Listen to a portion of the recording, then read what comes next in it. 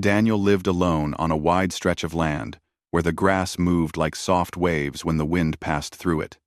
His ranch sat miles away from the main town, and most people who came near his land only saw him from a distance. He was a man who liked silence more than conversation. And he liked his horses more than he liked social gatherings. Some people in town said he was difficult. Others said he was simply tired of the world. But no one really knew the truth about him because Daniel never spoke about his past. He woke before sunrise every day. He fed his horses, checked the fences, and rode across his land to make sure everything was in order. His life was simple, steady, and predictable.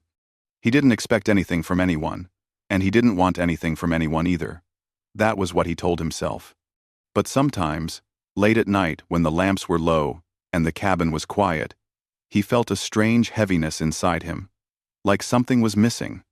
Over the years, several women in the nearby town had shown interest in him. Some were kind, some were bold, and some simply liked the idea of living on a ranch. But Daniel politely stepped away from all of them. He did not want to hurt anyone, so he kept his distance. People started whispering that he would remain alone forever. A few even joked that he didn't know how to talk to women. But Daniel ignored all of it. He believed life was easier when he kept his heart locked away. One late afternoon, dark clouds gathered in the sky. Daniel could smell rain in the air, and he hurried to bring the horses inside before the storm hit. As he rode along the far edge of his land, he noticed something unusual.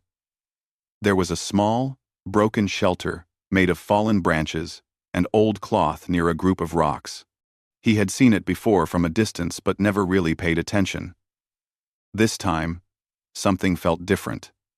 It looked like someone had been there recently. After securing the horses, Daniel placed his hat back on his head and walked out again with a lantern.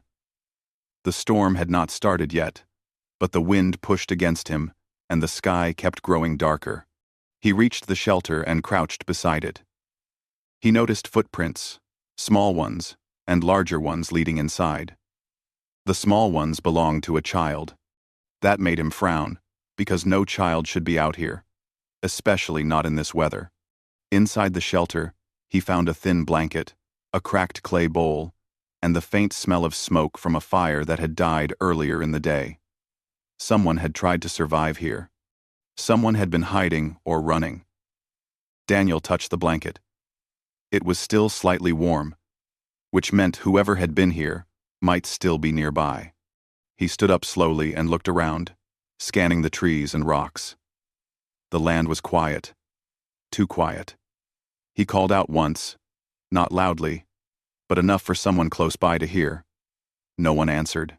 The wind grew stronger, and he knew he had little time before the storm hit the valley. He could not leave the shelter as it was. It offered almost no protection. Anyone staying here would face a dangerous night. Daniel hurried back to his cabin, grabbed a thicker blanket, a small loaf of bread, and a jug of water. He returned to the shelter just as the first raindrops began to fall. He placed the items inside the small space and made sure they were covered. He didn't know who would return, but he hoped they would at least survive the night. Then, after one last look around, he walked back to his cabin, his boots sinking into the wet ground. The storm raged through most of the night. Rain hit the windows hard, and lightning flashed across the sky again and again. Daniel sat near his fireplace, wondering about the footprints. A child and an adult, that much he knew. But he didn't understand why they were hiding on his land. Maybe they were travelers who lost their way.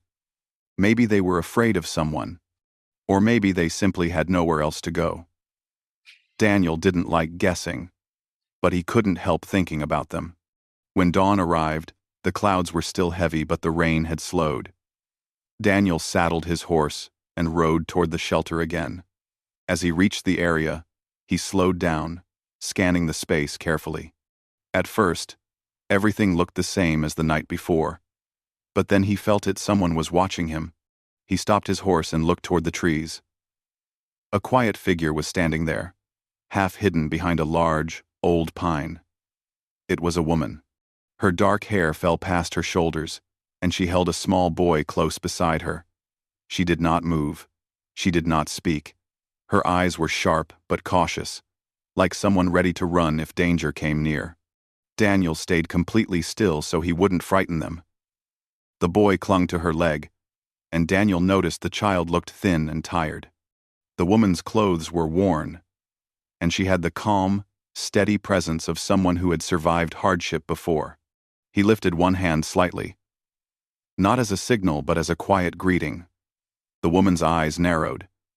She didn't trust him. Daniel understood that immediately. He didn't try to move closer. He didn't raise his voice. He simply said, "There's food and water in the shelter. I left it there last night. You can take it if you need it." The woman didn't answer, but her eyes flicked toward the shelter for a moment. Daniel could see she was trying to decide if he was a threat. He stayed where he was, letting her choose what felt safe. After a long pause, she spoke softly, her voice calm but firm. "Why?" Daniel blinked, surprised by the question. "Because the storm was bad. I thought you might need help." She studied him, and her hand tightened protectively around the boy. Daniel realized she was not just any traveler. She was Apache. The patterns on her clothing, the way she stood, the quiet strength in her eyes, it all became clear. The woman moved forward only a single step and asked, "Help without price?" Daniel nodded once. "Yes, without price." She seemed to weigh his words carefully, like she had heard many promises before, but few that were true. The boy peeked around her leg at Daniel, curious but frightened. Daniel offered a small, gentle smile, not forced, but honest. "You can stay in the shelter until the ground dries," he said. "If you want, I can fix the broken part so you and your son stay warm." The woman's expression changed slightly, not with anger but with a strange seriousness. She stepped fully into the open and asked him something he did not expect. "Do you want a wife? Or just shelter?" The question hit him like a sudden gust of wind. It was not an offer. It was a test, a challenge, a warning. Daniel suddenly understood what she meant. She had met men before who offered help in exchange for something else. She wanted to know if he was one of them. Daniel shook his head slowly. "I don't want anything from you, just making sure you and your boy are safe." The woman studied him for another long moment, as if searching for any sign of hidden intent. Finally, she nodded slightly and guided the boy toward the shelter. Daniel didn't follow. He stayed on his horse and watched quietly, making sure they reached safely before turning back toward his cabin. As he rode home, he kept thinking about her, an Apache widow, alone with her child, hiding in broken shelter during a storm. She carried herself with dignity even though life had clearly not been easy for her. Daniel felt something shift inside him, not a feeling he recognized easily, but something gentle, something like respect. He didn't know it yet, but meeting her would change his life in ways he never expected.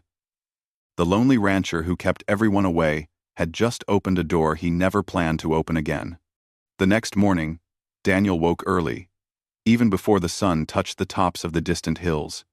He kept thinking about the woman and her little boy, her strong eyes, her quiet voice, and especially her strange question still echoed in his mind. "Do you want a wife? Or just shelter?" It was not the kind of question he expected, yet he understood why she asked it.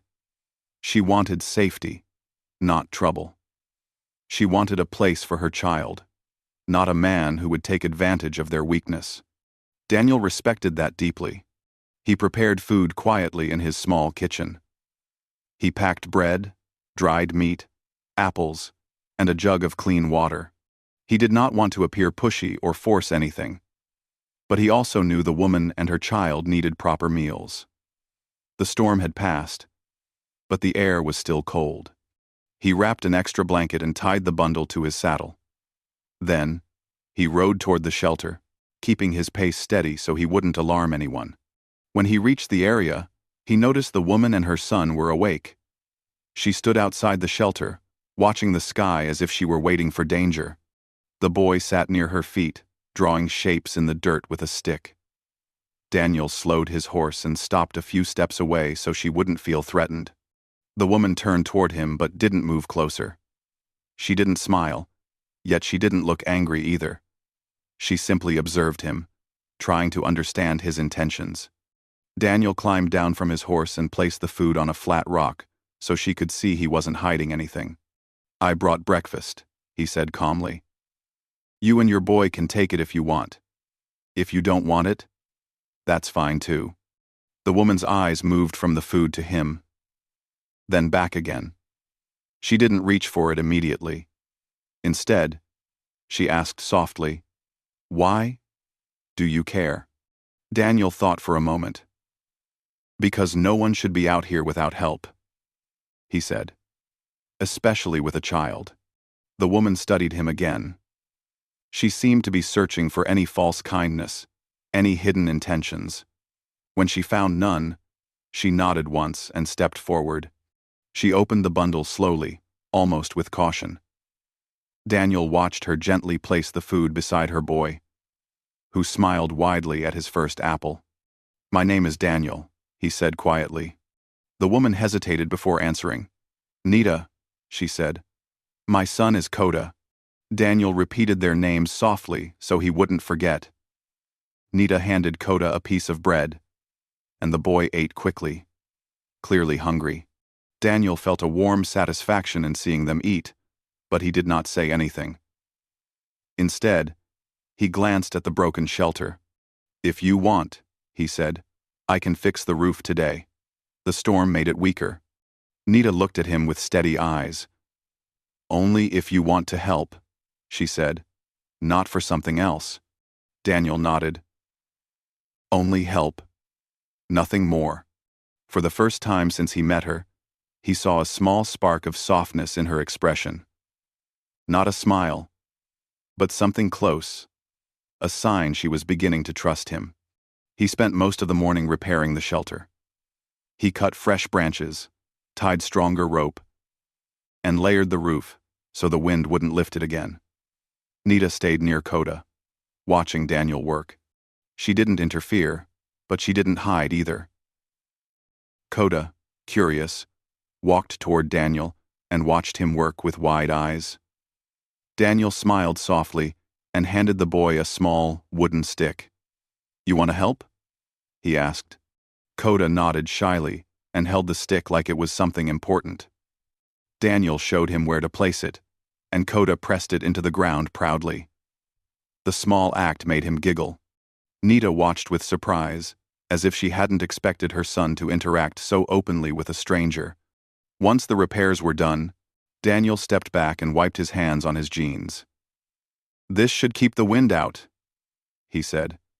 "You'll stay warmer now." Nita studied the improvements carefully. "You worked hard," she said softly. "It was nothing," Daniel replied. She shook her head. "For someone like me and my son, it is not nothing." Daniel paused, unsure how to answer. He didn't want praise. He didn't want anything in return. He just wanted them to be safe. "You don't owe me anything," Daniel said. Nita looked at him with a long, thoughtful gaze. Daniel understood the weight behind those words. She must have experienced betrayal before. She must have seen kindness used as a trap. "I won't be one of those men," he said gently. Nita did not respond right away, but her shoulders relaxed slightly, as if she believed him a little more now. As the sun rose higher, Daniel noticed Nita seemed tired. Her steps were slow, and her eyes had the heavy look of someone who had not slept well for weeks. Coda played quietly with some small stones, arranging them in patterns only he understood. "You should rest," Daniel said carefully. "You've been traveling, haven't you?" Nita nodded faintly. "Many days," she said. "We moved often. Not safe to stay in one place." Daniel did not ask why. He could see in her face that the reasons were painful. Instead, he said, "You can stay on my land as long as you want. No one will bother you here. Lost, lost, lost." Nita looked at him with surprise, almost disbelief. "You say it like it is easy," she whispered. "It is easy," Daniel replied. "You and your child should not wander anymore." Nita lowered her eyes. She looked like she wanted to trust him but was afraid of what trust might cost her. She wrapped the blanket around Coda and sat beside him, her posture protective but no longer rigid. Daniel stayed near but not too close. He didn't want to make her uncomfortable. He sat on a nearby rock and let the wind move gently between them. For the first time, there was a calm silence instead of a fearful one. Later in the afternoon, Daniel brought firewood.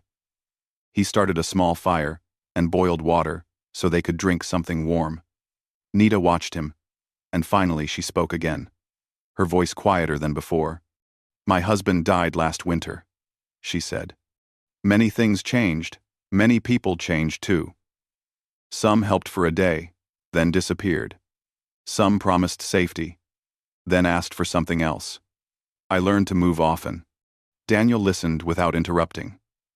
He kept his eyes on the fire, giving her space to speak without feeling pressured. "I walk with Coda because I want him safe," she continued. "But safety is hard to find." Daniel's voice was soft when he replied, "You're safe here." Nita looked at him for a long moment, as if trying to see if his words held truth. Coda leaned against her, half asleep. Daniel felt something warm inside him as he watched the boy's small hand curl around his mother's clothes. "You take care of the land," Nita said. Daniel inhaled deeply. It wasn't a question he liked answering, but she had shared her truth, so he felt he should share a piece of his. "I lost someone too," he said quietly. "A long time ago. After that, I stopped letting people close." Nita's eyes softened. "Pain makes walls," she said gently. "I know." Daniel nodded. It felt strange, talking about things he had buried for so long. But somehow, it felt natural with her. She wasn't pushing. She wasn't asking for details. She simply understood. As evening came, the sky turned orange and gold. Coda fell asleep in Nita's lap, wrapped in the blanket Daniel had brought. Nita brushed the boy's hair gently, her face calmer than before. "You helped us today," she said softly. "More than you think." Daniel shook his head. "Anyone would have." "No," Nita replied firmly. Daniel didn't know what to say, so he simply nodded. He stood up slowly and put out the fire, leaving enough warmth in the ashes to keep the chill away for a little while. "I'll come back tomorrow," he said. "Not to bother you. Just to bring more food." Nita looked up at him. Her eyes held something different now. Not fear, not suspicion, but a small beginning of trust. "Thank you," she whispered. Daniel felt something shift inside him again. Something gentle. Something he had forgotten he could feel. As he rode back to his cabin, the sky darkened and the first stars appeared. He thought about Nita and her son, alone yet brave, tired but holding on. He realized he wanted to protect them not out of pity, but out of respect, out of something deeper that he wasn't ready to name. He didn't know what the coming days would bring, but he knew one thing. His quiet life was no longer the same, and somehow, he didn't mind. In the days that followed, Daniel found himself riding toward the shelter every morning almost without thinking. It had become part of his routine, but it felt different from the quiet routines of his past. This time, he wasn't just checking fences or feeding horses. He was going to see Nita and Coda. And even though he didn't say it out loud, he looked forward to it in a way he hadn't looked forward to anything in years. Each day he brought food, simple meals, like bread, rice, warm soup, or whatever he had cooked the night before. Sometimes he brought extra blankets or small things that he thought might help them feel more comfortable. He never brought too much at once because he didn't want Nita to feel overwhelmed. He didn't want her to think he was trying to control her life. He simply wanted her and Coda to feel safe. The first few mornings, Nita kept her distance. She accepted the food, but said very little. She watched him with quiet eyes, always protecting her son. But slowly, as the days passed, her posture softened. She began to greet him with a small nod. Coda started running toward him with a smile, eager to show the little wooden figures he carved from sticks. Daniel always listened patiently, even if Coda's stories were simple and childish. He wanted the boy to feel heard. One morning, Daniel found Nita gathering herbs near the trees. She was picking them carefully and placing them in a small woven basket. Her hands moved with practiced skill, and she hummed softly, a sound that blended with the wind. Daniel watched from a distance so as not to interrupt. When she finally noticed him, she paused, unsure if she should continue. "What are you making?" Daniel asked gently. "Tea," she said.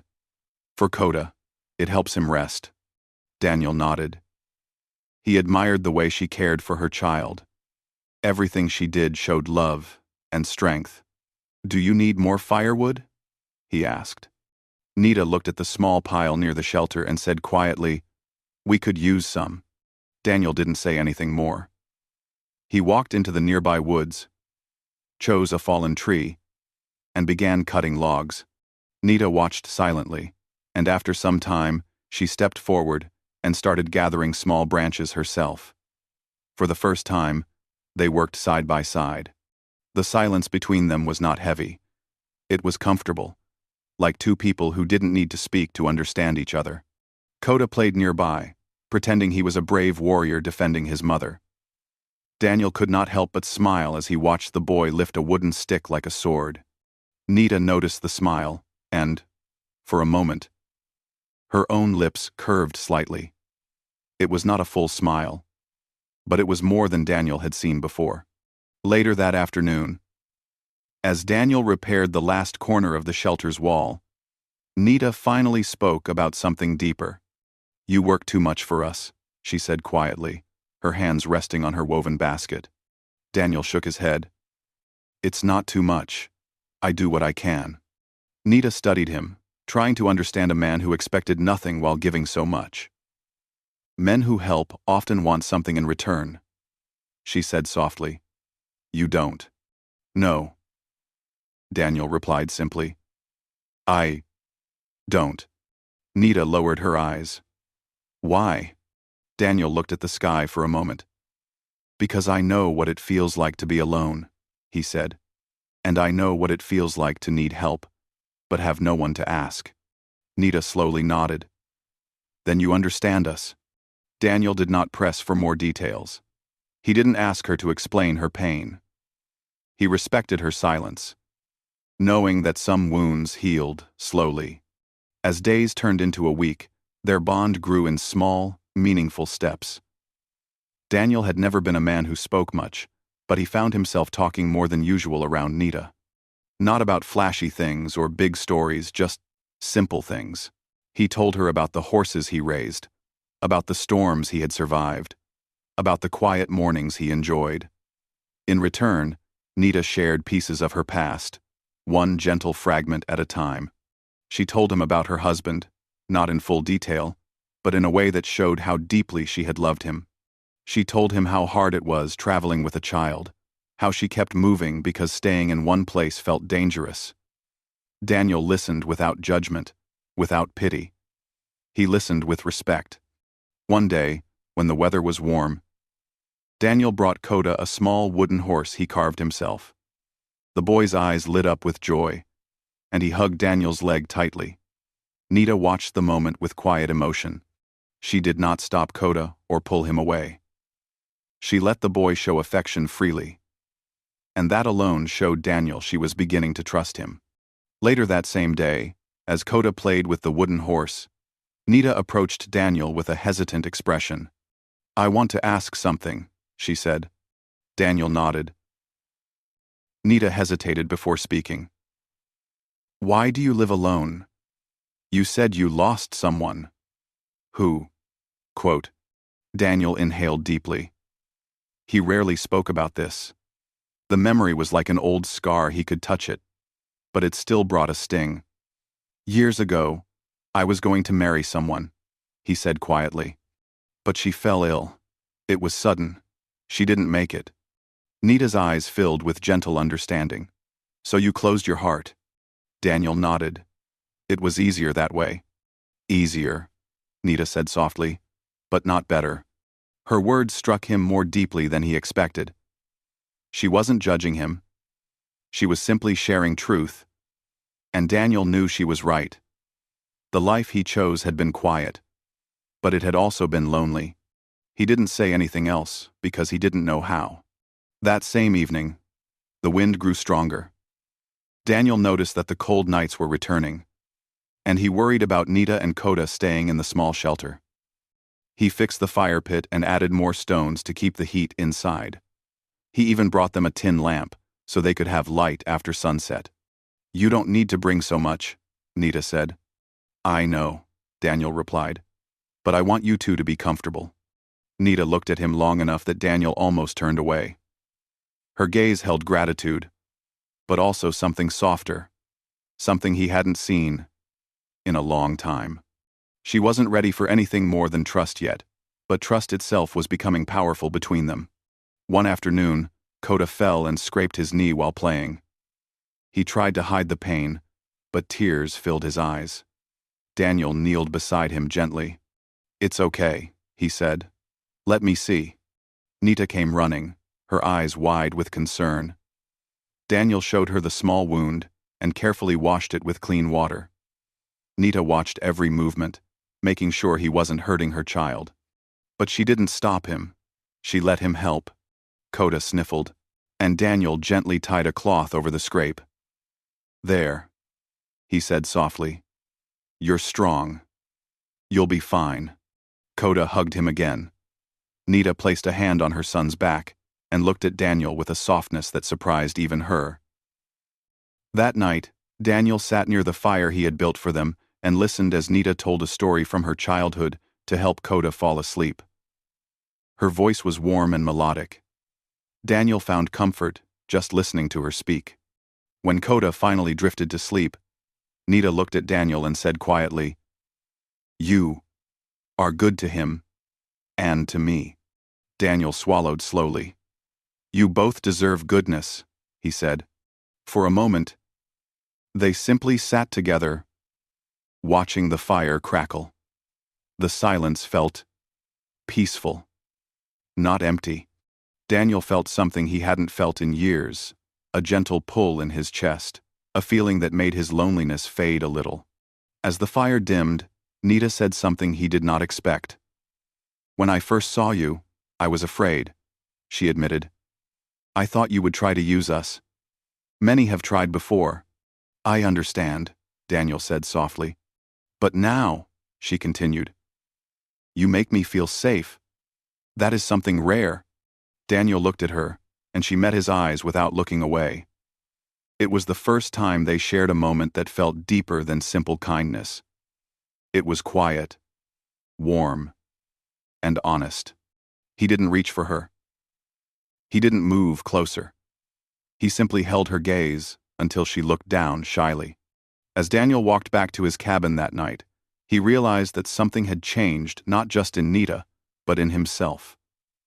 The walls he had built around his heart were beginning to crack. He didn't know what the future would bring. But he knew one thing clearly. He no longer wanted to live in silence. Because now, he wasn't just protecting a woman and her child. He was growing attached. And that scared him. But it also gave him hope. The next morning started colder than usual. A sharp wind moved across the valley, carrying dust and dry leaves with it. Daniel woke before sunrise, but something felt different in the air. He couldn't explain it. It was not danger, but it also wasn't peace. It was simply a feeling, a quiet tug in his chest telling him he needed to check on Nita and Coda earlier than usual. He saddled his horse quickly and rode toward the shelter. As he got closer, he saw the roof shaking from the strong wind. The old branches and rope he had used before were no longer enough to hold against the season's changing weather. The cold months were coming fast, and the small shelter was no place for a woman and child to stay. When he reached the shelter, Nita was standing outside holding Coda close.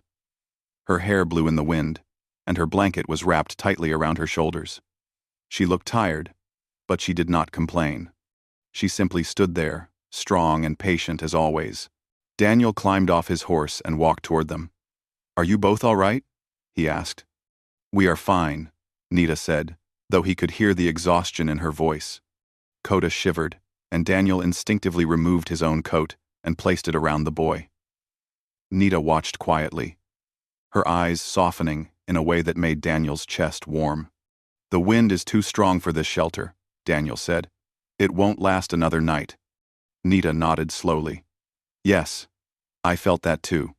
Daniel glanced toward his cabin, standing strong and warm in the distance. He had been thinking about this quietly for days, but never said it aloud. Now, the weather decided for him. "You and Coda should stay at my cabin until I build something better," he said. "Just until the wind settles and the cold passes." Nita looked at him with uncertainty.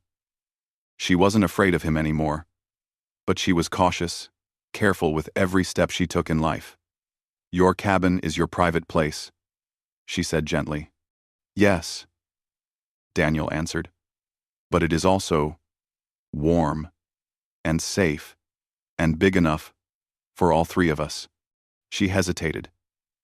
And in that pause, Daniel saw the long road she had walked. Every step in her life required thought. Every decision held risk. Trust did not come easily, especially when it came to protecting her child. He took a slow breath and said, "I'm not asking for anything. You know that. This is just shelter." Nita studied him, searching his face for anything hidden. When she found nothing but honesty, she nodded. "We will come," she said softly. "For Coda's sake." Daniel felt something inside him settle with relief. He gathered their blankets and helped them onto his horse. Coda held onto his mother, and Nita held the reins lightly while Daniel walked beside them, guiding the horse toward the cabin.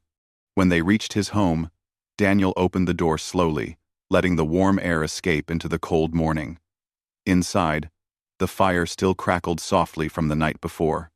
The cabin was simple, but clean and welcoming. Nita stepped inside with careful steps, looking around as if stepping into another world.